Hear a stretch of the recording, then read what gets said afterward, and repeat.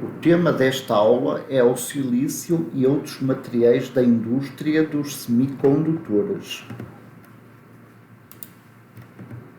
Temos aqui o resumo, começando pela apresentação da estrutura cristalina do silício, seguindo-se a apresentação da importância do silício na indústria dos semicondutores, começando-se por apresentar algumas das propriedades, nomeadamente as propriedades ópticas do silício, seguidamente apresentando-se as propriedades mecânicas do silício e terminando com as propriedades térmicas do silício. Depois passaremos aos photoresist e uso de máscaras.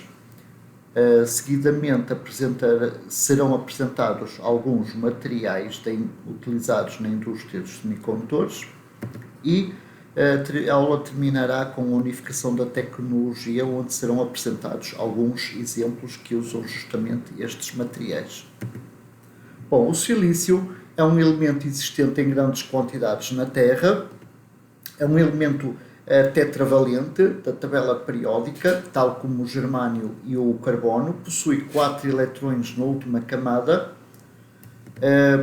Ele liga-se forma uma rede cristalina com átomos de silício vizinhos, com 4 átomos vizinhos em ligações covalentes duplas, por forma a que a última camada eletrónica esteja totalmente preenchida com 8 eletrões. Podemos observar que o silício o seu cristal forma uma rede cúbica de faces centradas, sendo que as faces possuem um afastamento de 5,42 angstrom. Podemos observar então aqui um cristal de silício com várias unidades, com várias células unitárias. Apesar da regularidade do cristal, a distribuição espacial dos átomos muda quando o cristal é visto ou observado em diferentes direções. E, portanto, as propriedades como mobilidade, módulo de elasticidade e coeficientes piezo-resistivo e piezoelétrico vão depender da direção dentro do cristal. Podemos observar, então, tridimensionalmente em diferentes direções o nosso cristal de silício. Portanto, estamos a observá-lo aqui na direção 100. A direção 100 é perpendicular ao plano 100, que se pode ver aqui na figura, e que contém os átomos de silício, tanto aqui assinalados a azul. Portanto, eles formam aqui um padrão em quadrado. Na direção 110 temos um outro plano, não é? Um outro plano perpendicular a essa direção e uma outra configuração. Temos ainda portanto, a direção 111 e o respectivo plano perpendicular 111 e um outro padrão formado pelos átomos de silício nesse plano.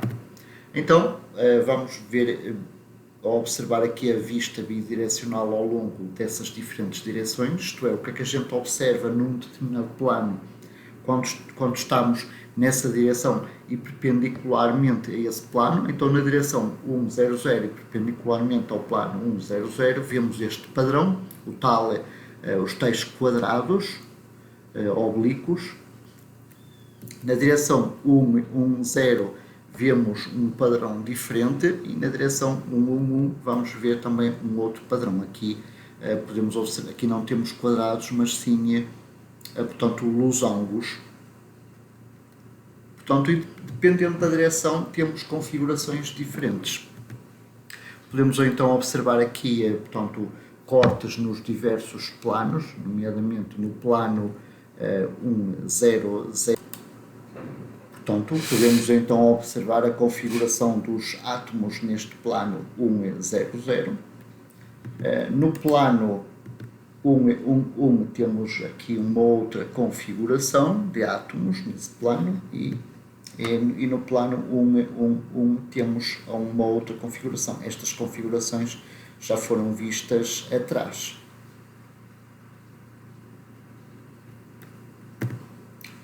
Portanto, o silício Um dos métodos de fabricação, de obtenção de silício, é por formação de lingotes, usando o processo de Czochralski. Nesse processo temos a sílica, que ela é fundida, temos aqui um puxador com um furo, em que entra aqui uma semente, que é retirada aqui da sílica em fusão. Temos aqui então uma câmara de crescimento do lingote. Então o puxador vai rotacionando e movendo-se para cima, e à medida que move para cima vai puxando aqui tanto o silício, não é? E formando um cilindro em silício. E portanto aqui ao meio na fotografia podemos observar o lingote de silício sendo formado à medida que o puxador vai se deslocando para cima. Esta foto é de 1956, podemos observar aqui a operadora a medir a temperatura do lingote usando um pirómetro. Podemos observar aqui um lingote de silício já formado, aqui é a zona do puxador. Uma vez formado o lingote e arrefecido, depois ele é cortado em wafers e polido, porque a superfície do wafer deve ser o mais lisa possível, para depois poderem fazer as dopagens e as deposições necessárias por cima. Bom, o silício ele é extensivamente usado na indústria dos semicondutores, mas não é por ser um material abundante na natureza. Portanto, não é por essa razão. Até porque inicialmente os transistores eles usavam extensivamente o germânio, porque além que o germânio possui melhores propriedades mais interessantes que o silício, nomeadamente permitem ter junções com menores tensões limiares de condução, têm uma energia de gap menor, o que permitem a operação no infravermelho, né? Mas o silício ele é extensivamente usado por causa da facilidade da obtenção do dióxido de silício. O dióxido de silício é um bom isolante e ele pode ser obtido pegando-se no silício, colocando-o dentro de um forno, injetando oxigênio e aumentar a temperatura acima de 700 graus até 1200 graus. E, portanto, podemos observar então aqui este gráfico da espessura do filme de dióxido de silício em função do tempo e para várias temperaturas. E a partir dos 25 minutos, mais ou menos, podemos observar que a espessura, portanto, em função do tempo, ela apresenta uma relação linear. Portanto, este processo, além de ser extremamente simples, não é? Ele permite controlar a espessura do filme simplesmente medindo o tempo e combinando aqui a temperatura. Portanto, quanto maior o tempo, maior a espessura do filme, e quanto maior a temperatura, também mais rápido é o crescimento do filme. Então podemos observar aqui nesta figura portanto, o crescimento para 240 minutos em função da temperatura e para vários wafers de silício. O 111, o 100, portanto seco, e o 111 100 molhado. Portanto, então, como foi dito, o dióxido de silício é um bom isolante que permite intercalar camadas metálicas num microdispositivo eletrónico. Além disso, o dióxido de silício é quase transparente, possuindo um índice de refração compreendido entre 1,4 a 1,5. O índice de refração depende da forma como o dióxido de silício foi obtido e as condições de obtenção. Portanto, o silício possui propriedades interessantes em termos ópticos para fabricar-se dispositivos ópticos, nomeadamente na zona visível do espectro eletromagnético, que está compreendido entre os 390 e os 760 nanômetros. Podemos observar aqui o coeficiente de absorção óptica do silício em função do comprimento de onda, e então podemos ver que A partir dos 1100 nanómetros, o coeficiente de absorção é baixo. Portanto, o silício é praticamente transparente, portanto, para a luz com um comprimento de onda acima deste valor, que significa que podemos inspecionar circuitos eletrónicos usando luz infravermelha com comprimento de onda acima deste valor. Basicamente é assim que os chineses fazem a contrafação dos dispositivos eletrónicos ocidentais. Repare-se que aqui, na realidade, portanto, a queda na absorção ela é mais abrupta do que parece, porque aqui a escala é logarítmica. Podemos observar aqui a profundidade da absorção óptica, ela aumenta portanto, com o comprimento de onda. Portanto, para 1100 nanómetro, essa profundidade de absorção é 320 milímetros, que é bem maior que a espessura da maior parte dos wafers de silício existentes, que situam-se tipicamente na ordem dos 525 micrômetros. Podemos então observar aqui neste gráfico o índice de refração. Podemos observar que para comprimentos de onda menores que 500 nanómetro, tanto a parte real como a parte imaginária varia bastante. E a partir desse valor, essas duas componentes elas vão se estabilizando. Portanto, é importante saber este índice de refração quando se pretende fazer o projeto conjunto com filtros ópticos. Então aqui podemos observar que a refletividade do silício, por causa do índice de refração variar bastante abaixo de 500 nanómetros, aqui a refletividade também é mais elevada do que para comprimentos de onda acima de 500 nanómetros.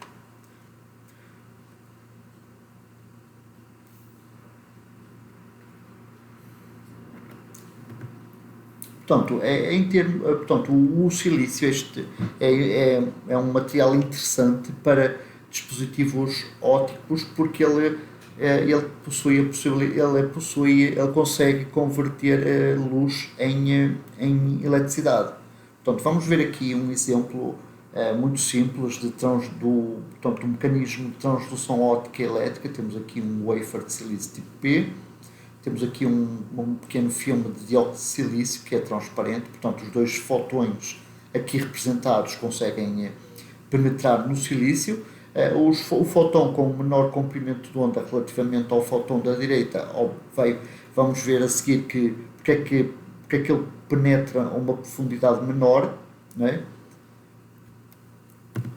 Bom, então é assim, se a energia do fóton for maior que a energia de gap do material, vai-se produzir aqui um par elétron-lacuna. Caso contrário, o fóton vai continuar a propagar-se até ser completamente absorvido pelo material. Bom, vamos observar aqui este gráfico. Aqui temos em abscissa a energia de fóton medida em eletron-volt. Portanto, se a energia de fóton aumentar, o comprimento de onda dele vai diminuir. Portanto, o comprimento de onda do fóton ele é inversamente proporcional à energia dele. Então o fóton aqui da esquerda, o que penetra a uma profundidade menor, possui menor comprimento de onda, logo possui uma energia maior. Portanto, fotões de maior energia são absorvidos mais à superfície. E, portanto, à medida que a gente vai do azul para o vermelho, o comprimento de onda vai aumentando e a sua energia vai diminuindo. Portanto, o coeficiente de absorção também ele vai diminuindo. Então, podemos observar aqui à direita que a luz vermelha ela penetra mais profundamente que a luz azul. Bom, a transdução óptica elétrica ela só é interessante e útil se a gente usar uma junção PN para capturar o par elétron-lacuna gerado. Então, supondo então que temos um wafer tipo P, fazemos aqui uma dopagem tipo N, colocamos aqui um contacto, não é? Aqui e outro contacto aqui no P.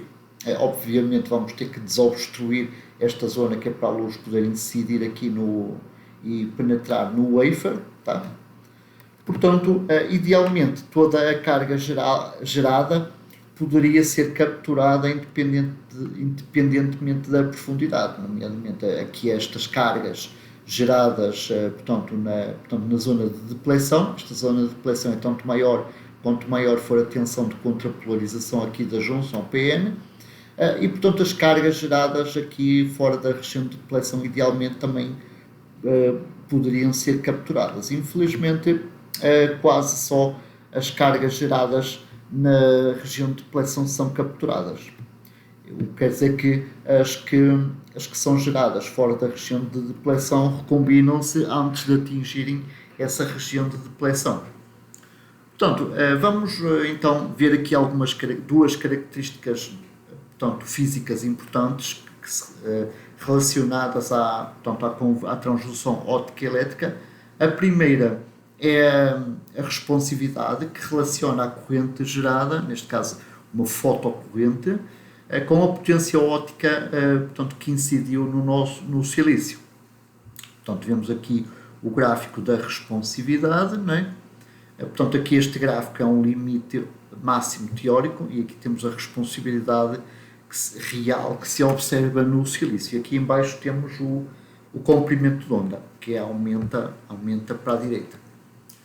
Uma outra característica numérica muito utilizada é também a eficiência quântica, e esta é mais fácil de compreender porque relaciona o número de fotoportadores gerados com o número de fotões. Idealmente um fóton deveria gerar um par de fotoportadores, coisa que não acontece, como é evidente, porque senão a eficiência quântica aí nesse caso seria 100%. Infelizmente na vida real a eficiência quântica nunca é 100%, como vamos ver num exemplo a seguir. Portanto, aqui então a eficiência quântica ela é dada pela corrente fotogerada dividida pela carga do eletrão, dividida pelo resultado da divisão da potência óptica sobre a constante Planck vezes a frequência do fóton. A frequência é 2π sobre o comprimento de onda desse fóton. Peço perdão, a frequência é a velocidade de propagação no material sobre o comprimento de onda desse fóton. Portanto, aqui, então, vamos ver aqui, então, aqui a sensibilidade. A sensibilidade em ampere por watt ela é um outro nome alternativo que se dá à responsividade. Então, a queda abrupta aqui no limite teórico da responsividade é devida à energia do fóton ser menor que a energia de gap. Portanto, à medida que o comprimento de onda aumenta, a energia vai diminuindo, não é? Então aqui nesta zona a energia é menor que a energia de gap, e se o comprimento de onda aumenta aqui no linear, a energia do fóton vai diminuir e vai ser menor que a energia de gap do material, então a responsividade é zero e portanto a sensibilidade é zero. Claro que na prática a responsividade antes deste valor já diminuiu drasticamente. Portanto, no caso de silício, a energia de gap vale 1,107 eV para um comprimento de onda de 1,12 micrômetro.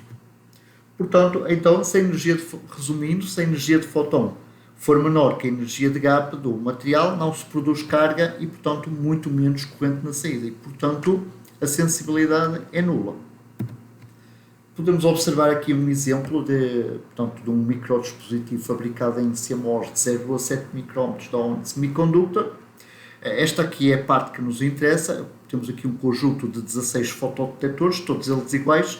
A diferença de uns para os outros é que eles têm metal em cima a bloquear mais ou menos a passagem de luz. Cada fotodetector está construído sobre peso substrato, tem uma dopagem N, uma área maior de dopagem N do que uma dopagem P. A dopagem P é só para reduzir a barreira de potencial aqui neste contacto.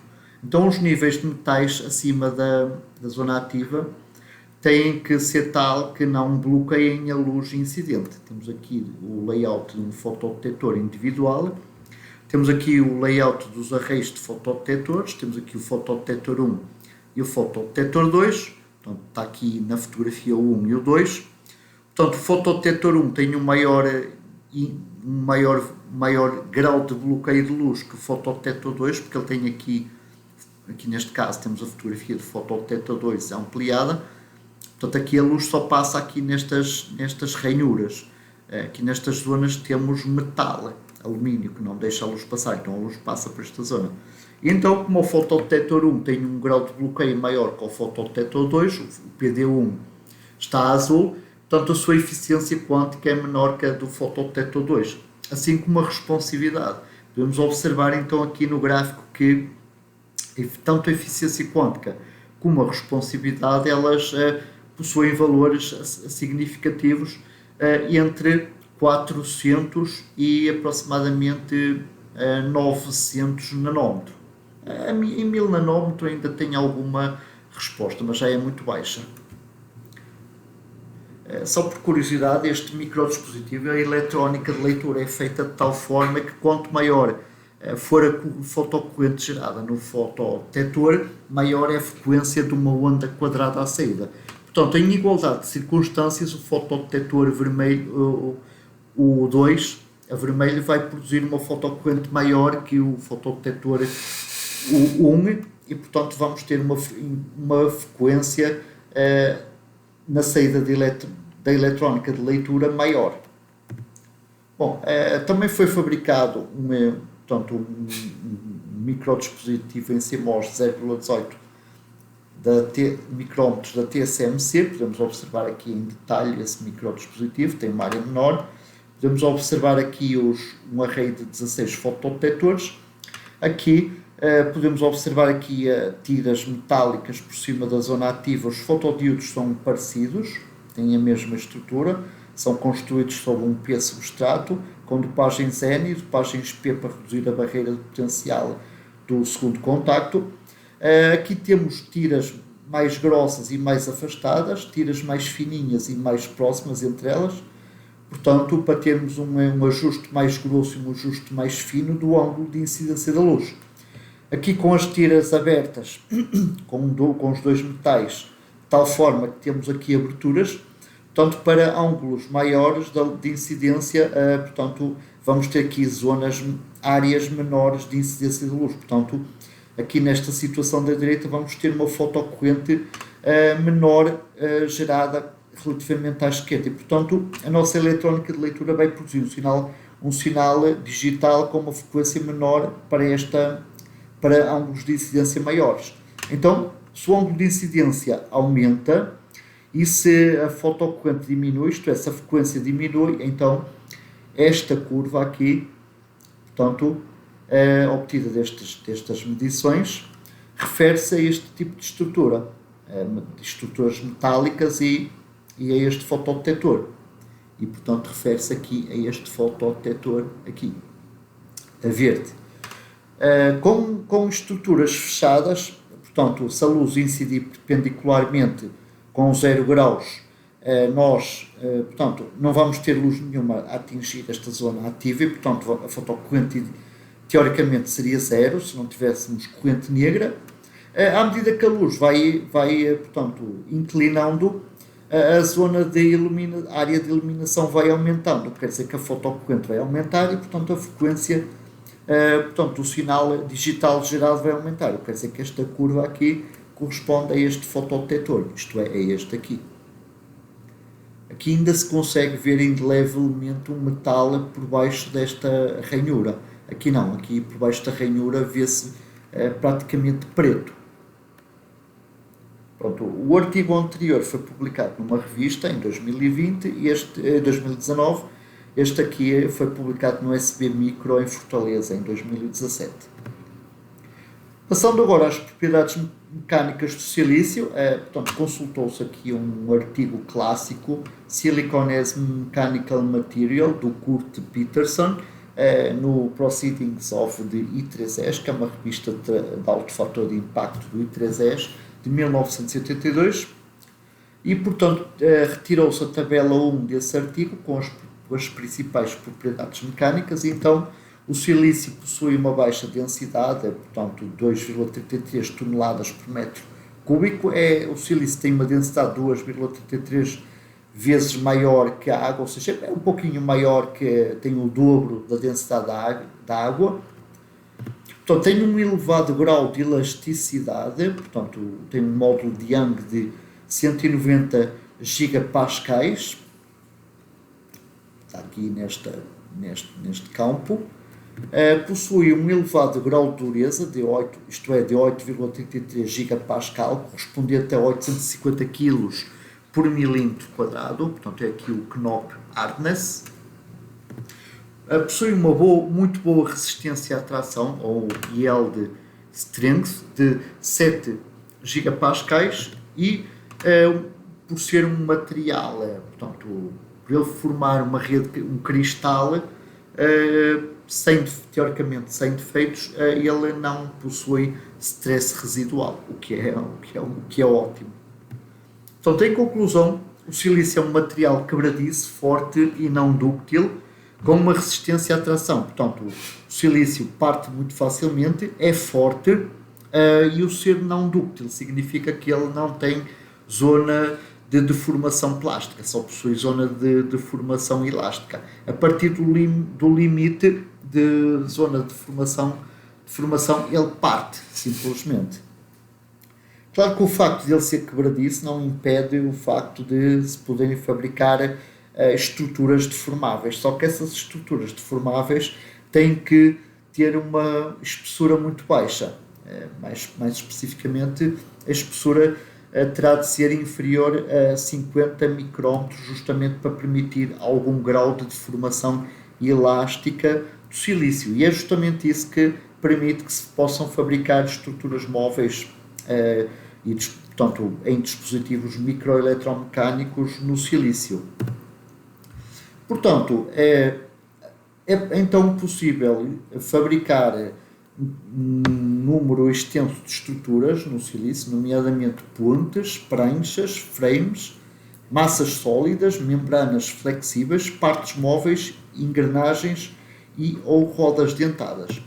Portanto, uma primeira estrutura, vamos ver aqui algumas, que se pode fabricar no silício, é uma prancha. Portanto, a prancha normalmente ela é em polissilício, porque é crescida sobre o substrato de silício.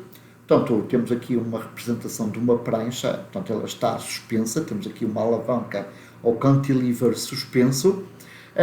Por exemplo, a prancha pode ser utilizada para fabricar-se um interruptor mecânico. Por exemplo, se a gente colocar aqui por baixo da prancha um elétrodo metálico ou um material condutor, e se a gente aplicar uma diferença potencial na prancha e no elétrodo por baixo, vamos criar aqui um campo elétrico, e aqui vai surgir uma força eletrostática. Se a força eletrostática for superior à força elástica daqui da prancha, portanto, a prancha vai ser atraída para baixo e vai entrar em contacto. E, portanto, vamos ter o fecho do circuito deste ponto para aquele. E, portanto, temos então implementado um interruptor de radiofrequência. Se a gente desligar o sinal, não é? Atenção, deixamos de ter um campo elétrico, deixa de haver uma força eletrostática e, portanto, a força elástica vai fazer com que a prancha retome a sua posição inicial. Isto, claro, se não colar no elétrodo inferior devido às forças moleculares de Van der Waals. Mas isso é outra história, outro capítulo que não tem a ver com esta aula.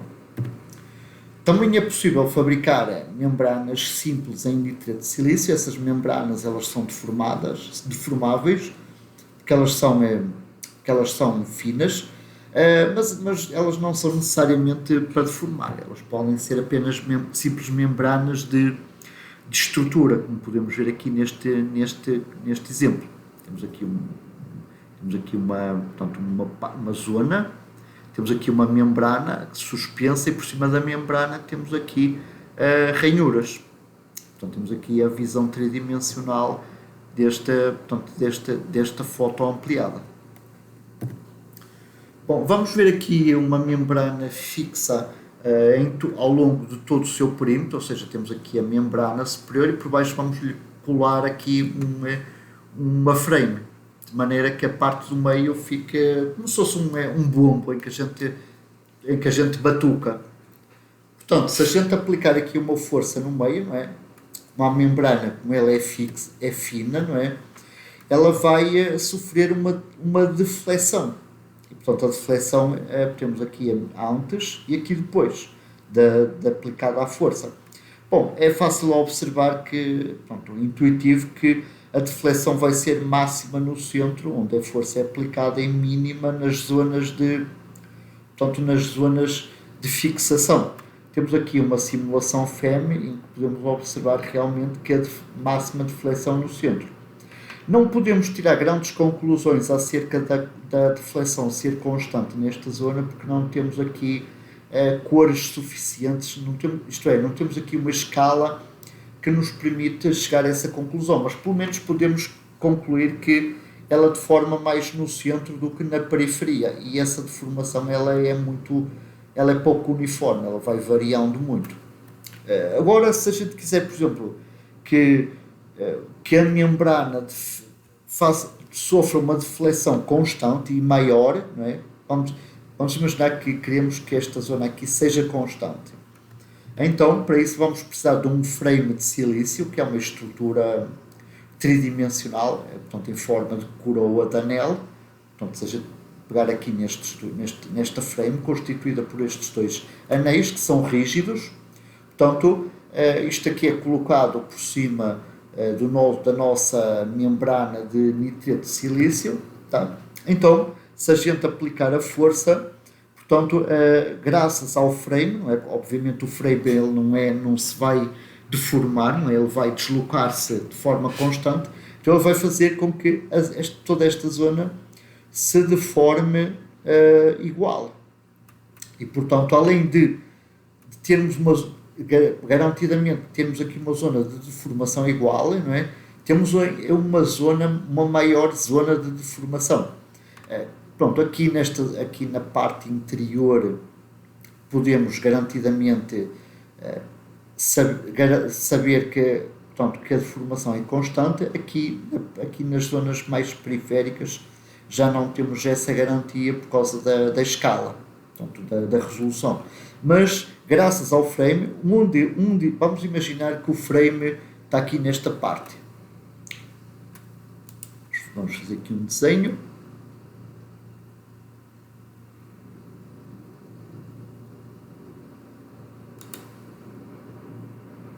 Vamos imaginar que isto é o frame, que está colocado por cima.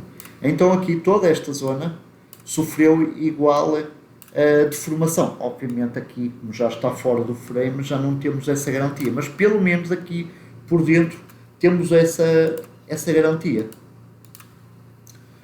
Bom, agora passando às propriedades térmicas do silício. Portanto, o silício possui um coeficiente de expansão térmica de 2,3 vezes 10 a 6 por grau Kelvin. Possui uma condutividade térmica de 157 Watt por Kelvin por metro, que é 100 vezes maior que a condutividade térmica do vidro. Ok? Então a condutividade térmica é 100 vezes maior que a do vidro. Isto pode ser bom, mas na maior parte das vezes é mau, como vamos ver a seguir. Agora, um pequeno desafio é encontrar o erro nestes dois valores. Bom, se eu não percebesse nada disto, eu diria que por exclusão de partes o erro estaria aqui no coeficiente de expansão térmica, porque da forma que está, por cada grau Kelvin a mais, portanto aqui o silício ele vai se deformar de 2.300 km, o que obviamente está errado. Então aqui este expoente é 10 elevado a menos 6, isto é, o silício deforma-se 2,3 micrômetros por cada grau Kelvin a mais. Portanto, então o silício, por causa do silício ter uma condutividade térmica grande, não é? Ele é um bom condutor térmico. Portanto, para sensores térmicos devemos tomar certas precauções, como no caso, por exemplo, de um bolômetro.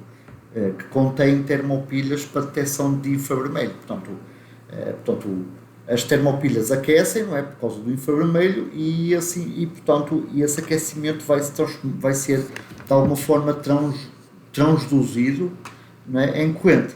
Só que o facto do silício ser um bom condutor térmico, isso não é muito bom isso vai afetar a medida. Então, por essa razão, aqui temos representado esquematicamente um bolómetro, aqui com a pilha termopares. Portanto, por baixo da pilha, a gente faz a corrosão química do silício, justamente para não ter silício em contacto aqui com a zona, com a membrana que suporta as termopilhas. E, portanto, conseguimos ter um sensor com melhores características. Passando agora à importância de fotoresist e uso de máscaras, portanto, na indústria dos semicondutores, aqui neste exemplo pretendemos padronizar um filme de dióxido de silício com máscara de substratos de silício. Portanto, na primeira etapa, a gente não temos aqui esta camada de dióxido de silício, temos o substrato virgem, não é? Então, nessa primeira etapa, vamos pegar no substrato virgem de silício, inseri-lo dentro de uma câmara, dentro de um forno, injetar oxigênio, aumentar a temperatura e acima de 700 graus e usando uma receita conhecida, fazer o crescimento do filme de dióxido de silício. Portanto, essa deposição, entre aspas, o crescimento vai ser feita por oxidação térmica. Após a oxidação térmica do silício e formação aqui do filme de dióxido de silício, vamos cobrir toda a superfície do dióxido de silício com um fotoresist, que pode ser positivo ou negativo. Aqui neste exemplo específico, vamos considerar que o fotoresist é negativo.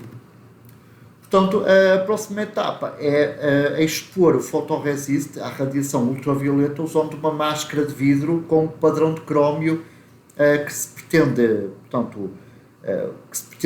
obter gravado nessa máscara de vidro.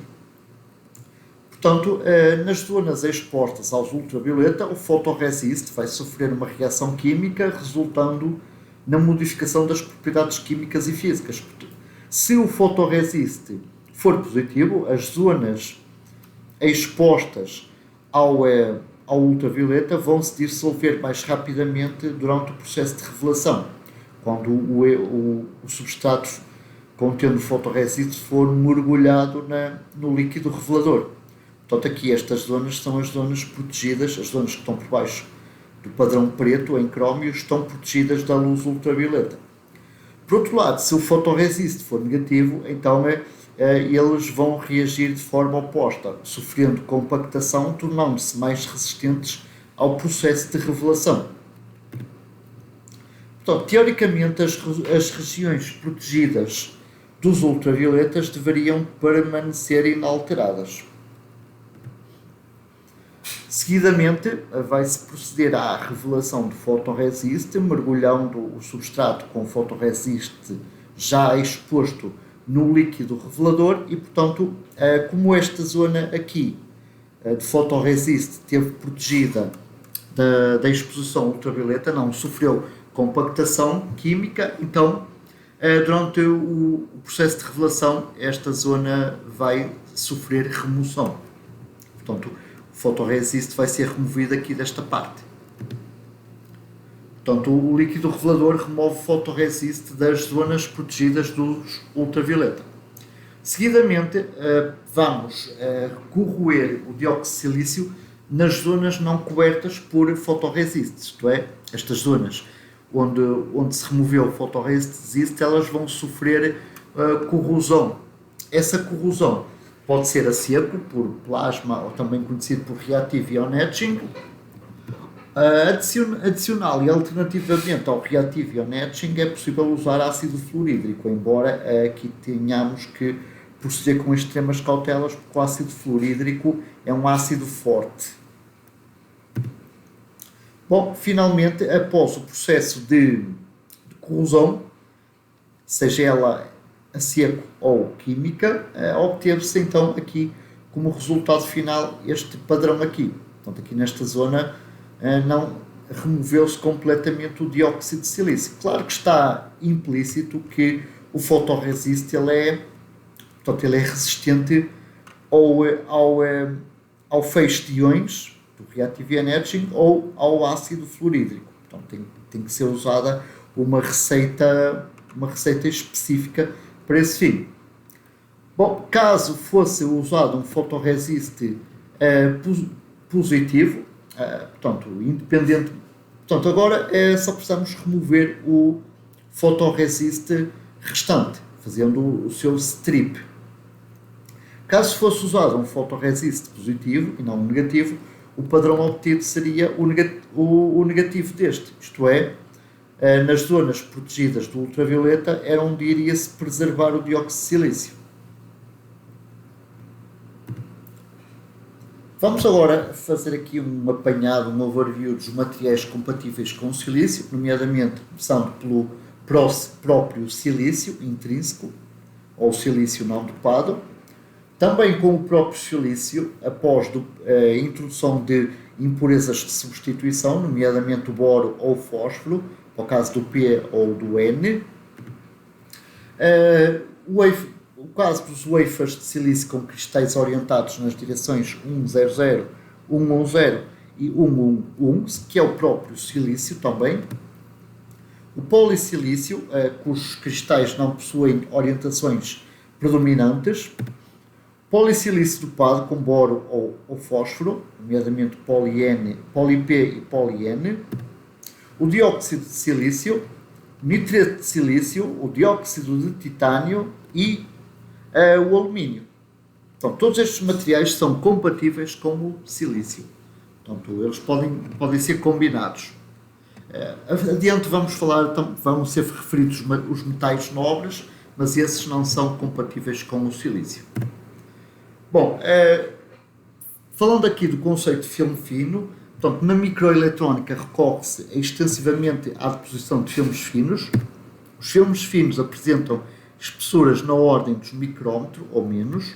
Os filmes finos são normalmente formados por diferentes materiais assentes sobre um wafer de silício.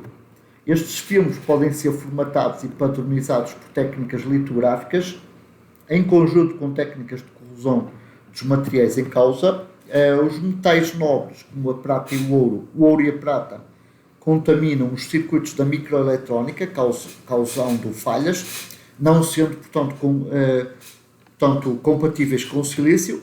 Portanto, os wafers de silício com metais nobres têm de ser processados com recurso a equipamento dedicado apenas a esta tarefa.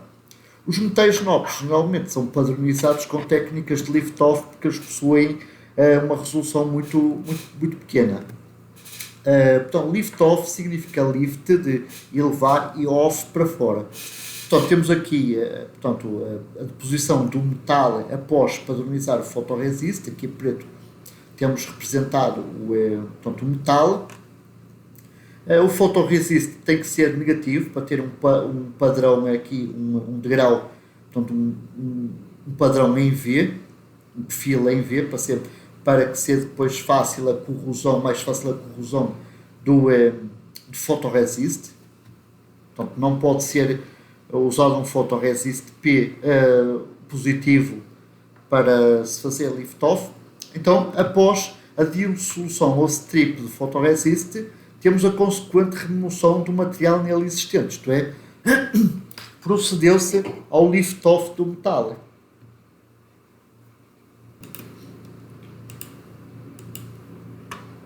Agora, passando para o dióxido de silício, este é isolante, é quase transparente à luz visível, uma vez mais com um índice de refração entre 1,4 a 1,5. Este índice de refração depende das condições de obtenção dos filmes e da sua espessura e do método usado. Aqui neste artigo de um amigo. Temos aqui então a variação do índice de refração do dióxido de silício.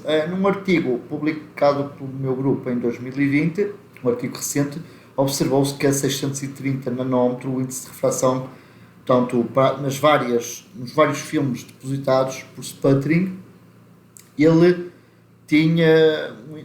o índice de refração estava entre 1,462 e 1,475.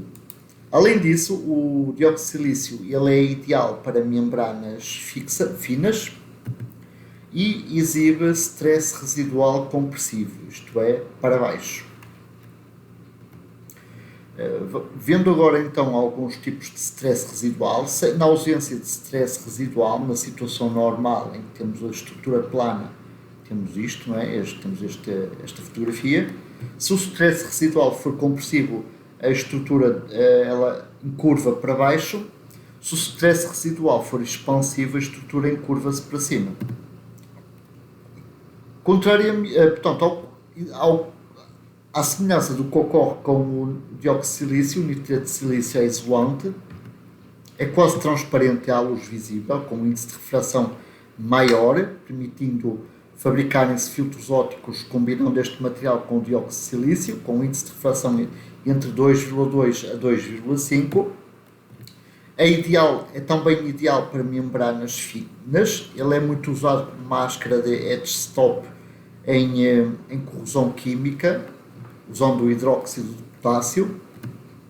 Exibe stress residual expansivo. E podemos observar, portanto, como reduzir o stress residual de um filme sem sujeitá-lo a um tratamento térmico. Bom, podemos pegar num material com stress residual expansivo, depositar um filme dele, depois depositar por cima um filme com um stress residual compressivo, de maneira a reduzir bastante o stress residual total, ou vice-versa. As propriedades ópticas do nitrito de silício são afetadas, como se esperava, pelas condições de deposição.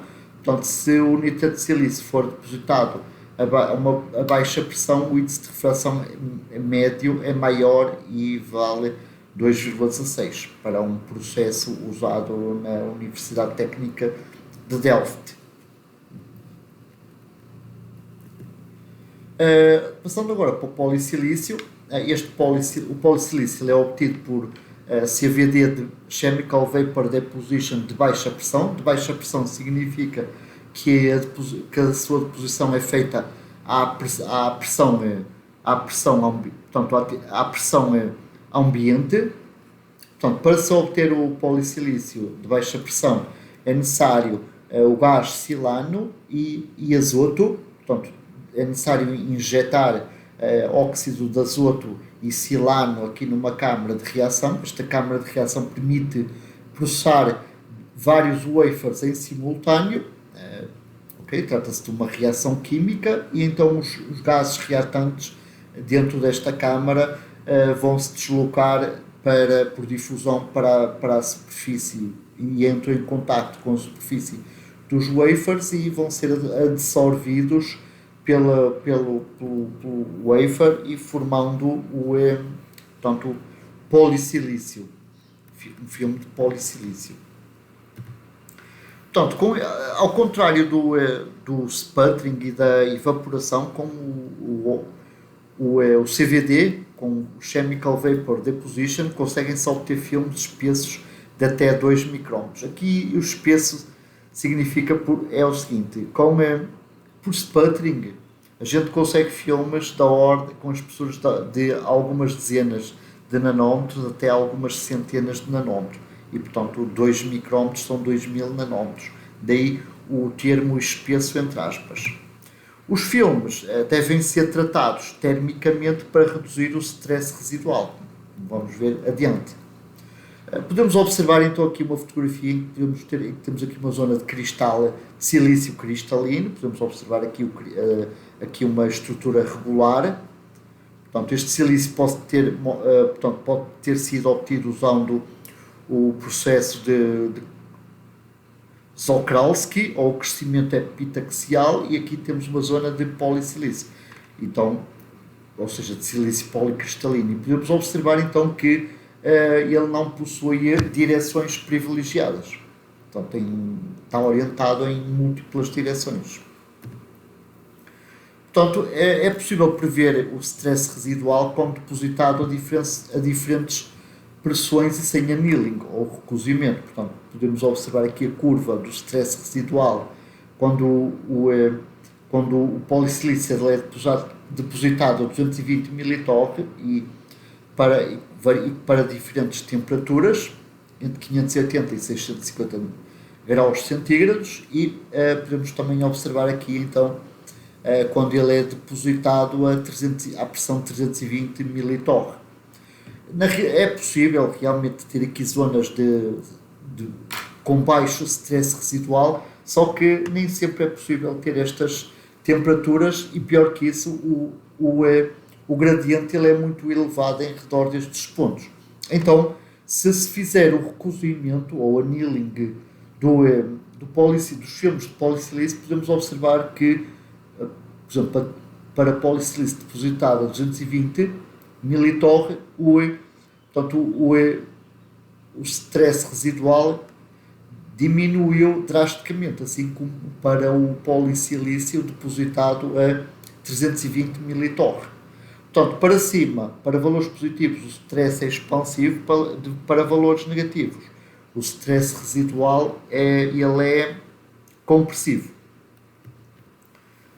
Terminando os materiais, portanto, como o dióxido de titânio, portanto, temos aqui um artigo publicado em 2020 em que confirmou-se que ele possui um índice de refração elevado, podendo também ser combinado com o dióxido de silício para se fabricarem filtros ópticos com um índice de refração de 2,650 a 2,525 decrescente na faixa de 405 a 700 nanómetros.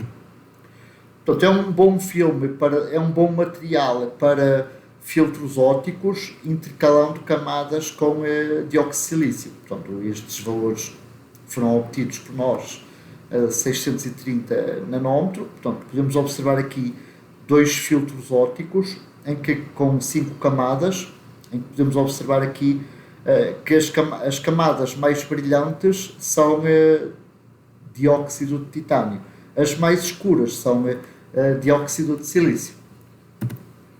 O processo de deposição está bem caracterizado, portanto a receita está bem caracterizada e conhecida e é compatível com o silício e com o dióxido de silício. Passando agora para os metais, portanto os materiais metálicos compatíveis com o silício, somente um deles é compatível com o silício, é o alumínio. Ele é extensivamente usado pela indústria da microeletrónica, principalmente para realizar interconexões elétricas, e possui um bom grau de dureza para evaporação térmica ou sputtering, não contaminando as câmaras de deposição. Pode ser usado para fabricar espelhos metálicos, desde o visível, abrangendo a zona do visível até ao infravermelho. Todavia, a sua refletividade é melhor a partir dos 2 micrômetros. Portanto, o cobre também pode ser usado por ser um material de baixa resistividade comparado com o alumínio, todavia requer um processo especial para o seu crescimento em wafers de silício. Já o ouro e a prata são materiais muito macios para evaporação, não são compatíveis com o silício. A prata possui boas propriedades ópticas no visível, com uma elevada refletividade, e o ouro possui boas propriedades no infravermelho, com uma refletividade muito elevada. Ambos, tanto a prata como o ouro, são mais refletivos que o alumínio nas respectivas faixas de comprimentos de onda. Para terminar, vamos apresentar aqui a unificação da tecnologia, mostrando alguns exemplos. Começando, por exemplo, exemplos usando tecnologias MEMS. Começando pelo MANPSSOI, Silicon On Insulator Micromachining Process, MUMPS é Multi-User MEMS Process Provided by MEMSCAP e os 3 processos da MUMPS estão disponíveis no Europractice. Começando então pelo processo SOI MUMPS, que é o mais barato e o mais simples. Ele usa wafers SOI com 2 camadas de silício e uma camada de dióxido de silício mais fina a separar os dois, sendo que uma das lâminas de silício é mais fina que a lâmina wafer de estrutura. Portanto, ele oferece metais com resolução fina para alinhamento de precisão, metais com resolução mais grossa para fazer bonding pads, routing elétrico e superfícies para espelhos ópticos. O layer de silício mais fino tem uma espessura de 25, pode ter espessura de 25 ou 10 micrômetros, com tolerância de mais ou menos 1 e 5 centésimos de micrômetro, respectivamente. Temos então um layer de óxido, né? E um wafer de manipulação ou substrato com uma espessura de 400 micrômetros, com uma tolerância de mais ou menos 5 micrômetros. Podemos então observar aqui um exemplo de dispositivo usando o SOI MUMPS como aplicações. Ele pode ser usado para fabrico de giroscópios, dispositivos ópticos e tecnologia de displays. O segundo processo MUMPS é o PolyMUMPS, Micro Machining Process. Ele disponibiliza 3 layers de polissilício, 2 layers de dióxido de silício, um layer de metal e um layer de nitrito de silício. Portanto, o layer de nitrito de silício destina-se a isolamento elétrico entre o polissilício e o substrato. Podemos observar então aqui uma fotografia de um dispositivo fabricado em PolyMUMPS. E então o PolyMUMPS pode ser usado para dispositivos de acústica, microfones, sensores, acelerómetros, microfluídica, robótica e tecnologia de displays. O terceiro processo da MUMPS é o Metal MUMPS Micro Machining Process. Possui um layer de polissilício, um layer de filme grosso de níquel eletrodepositado com espessura típica de 18 a 22 micrômetros, uma parede lateral em ouro eletrodepositada e pode ter aqui zonas, portanto, corroídas, com o silício corroído, e portanto para termos aqui estruturas flutuantes. Podemos observar então aqui uma fotografia, ok? E então esta zona aqui sem silício está aqui e temos então aqui estes metais a colar. Portanto, como o Metal MUMPS então permite fabricar dispositivos como dispositivos relés, microfluídica, magnetic switch e dispositivos de radiofrequência. Um quarto processo de fabrico é o Tronics MEMSOI, que é um SOI High Aspect Ratio Micro Machining, que permite fabricar canais embutidos para microfluídica, ar ou líquidos. Okay? Ele permite ter então aqui zonas com elevado, paredes e cavidades com elevado aspect ratio. Finalmente temos o processo Bosch, com layers de filme grosso em polissilício com espessura 10,3 micrômetros. Portanto, temos então o óxido layer, que é o layer inferior, tem um primeiro nível de polissilício, um nível de óxido de sacrifício, um nível de polissilício enterrado. Temos então aqui polissilício formando estruturas móveis, temos aqui vácuo e aqui uma protective silicone cap. Temos aqui bonding pad em metal, temos aqui contacto para o substrato e portanto temos aqui uma microfotografia de um dispositivo baseado no processo Bosch. Portanto, num dia mau, se a gente não tiver cuidado com os gradientes de stress residual, pode acontecer isto. O nosso dispositivo pode ficar todo torto. Portanto, com isto, com a apresentação da bibliografia, termino a aula. Portanto, baseado no meu livro, Introdução às Microtecnologias no Silício, uma tese de doutoramento do TU Delft e alguns artigos meus publicados em revista e no SB Micro de Fortaleza. Com isto, obrigado pela pela assistência. Estou aberto a questões.